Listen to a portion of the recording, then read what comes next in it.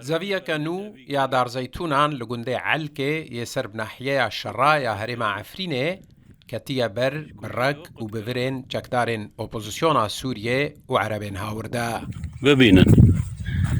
ببین کاریوان دناوه زاوية دا نزي 20 دار زيتونين دوالاتين كرد جكوكي و هاتنا برين دارد عمری خود 40 سال اف دیمن جناواوی زاویه به تایبت جبو تورا مدیایی یا روداوی هات نشاندن.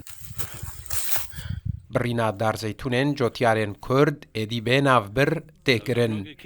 لگوری ریخستنا لیلون آبلگه کرنا بن پیکرنان لعفرینه دمها داوی یا سالا 2023 ده 6 جاران دار زیتون لگندن جدا ین عفرینه هاتنا برین.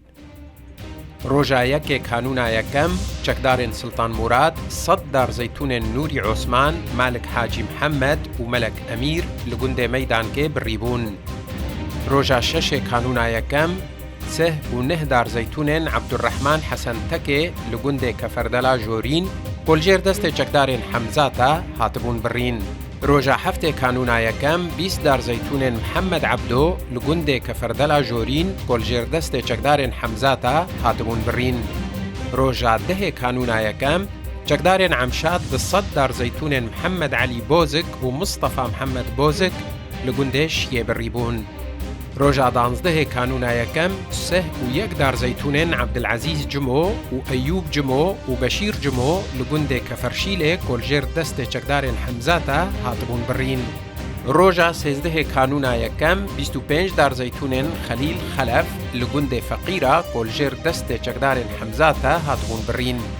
روژا 27 کانونا یکم چکدارن سلطان مراد 40 دار زیتون محمد رشید علو لگنده خرابه شرا بریبون. ابرگیست من گو زیتونی خود کردن. عبدالرحمن کوراجو چالاکوان عفرینی دبواره بلگه کرنا بن پیکرنان ده شتورا مدیایی یا روداوی را زانیاری نهور ده درباره برینا داران ده اشکره کرن.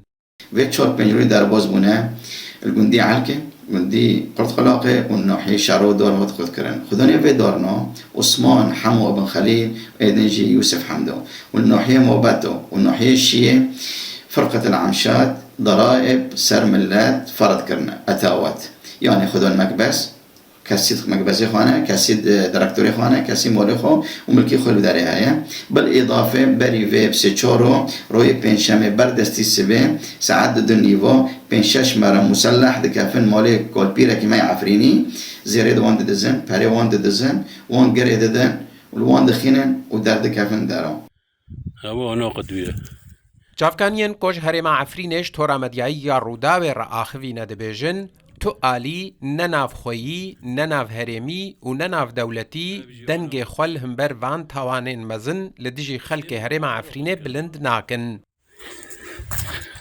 لو ما گروپن چکدار و عربین هاورده ایدی به اشکرهی و به حساب وان بن پیکرنان دکن. حسین عمر روداو دورة ديجيو